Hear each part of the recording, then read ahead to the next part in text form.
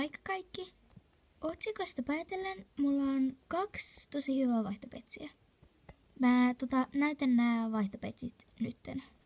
Eli ensimmäinen on tämmönen. Täällä on korvat kulunut. Täällä on sininen magneetti ja tuolla on joku punainen juttu. Tän mukana tulee sitten tämmönen. Elikkä tämmönen. Ja nyt tulee seuraava. Sitten on tämmönen Tanskan dokki. Tuolla LPS-merkki ja reikä. Ja sen mukana tulee tämmönen. Elikkä tämmönen.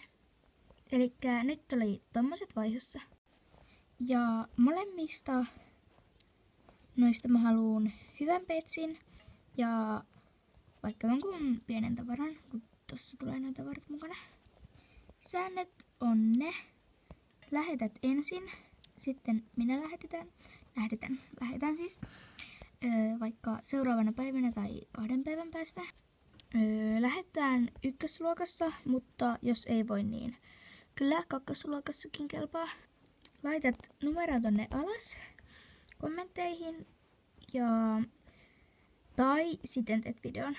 Ja video pitää tulla sinä päivänä, minä päivänä sinä kommentoit. Et joo, ei kai mulla muuta. Moikka!